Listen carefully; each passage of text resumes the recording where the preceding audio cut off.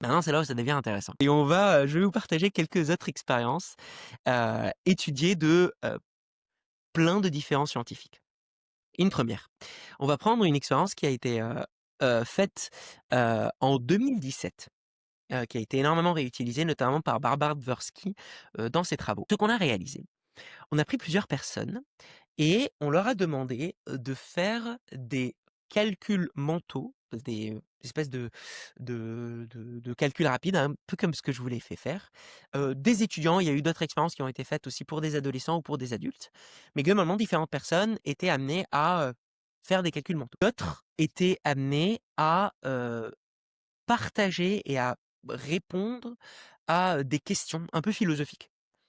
Sur, la vie et cetera, leurs, pensées, plein de différentes choses et on mesurait la profondeur de complexité de leur vocabulaire et la profondeur de leurs pensées et après pour OK, les calculs mentaux, on, mesurait en gros la vitesse de réponse et la réussite. Il y avait des personnes qui naturellement, parlaient avec les mains. Donc il y avait une gestuelle qui était assez développée, d'autres une gestuelle un peu moins développée.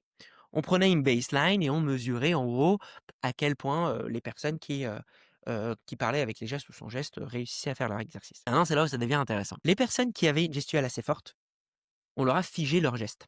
On leur a demandé de s'asseoir sur leurs mains. Il y a une autre expérience où on leur a figé, on leur a mis une espèce de ceinture qui figeait, la tête, les mains, dans une position fixe et oui, on leur demandait pareil, de faire les mêmes, calculs et de répondre dans d'autres, expériences du coup, de répondre à ces questions un peu philosophiques. Dans toute cette expérience-là, on remarque que les personnes figées, donc physiquement, arrivaient à développer avec un vocabulaire moins fort, leurs pensées, donc leur vocabulaire se perdait en richesse, on va dire et ils prenaient plus de temps à répondre à des questions. Donc effectivement, le 1er, c'est qu'en leur figeant leurs mouvements à ces personnes-là, ils arrivaient de moins bien à développer leurs pensées et à faire des calculs mentaux rapides. Pour des personnes qui avaient un faible langage non verbal pendant qu'ils réfléchissaient ou qu'ils pensaient, on leur a forcé à faire des gestes arbitraires, truc de, vous levez, vous baissez la main et cetera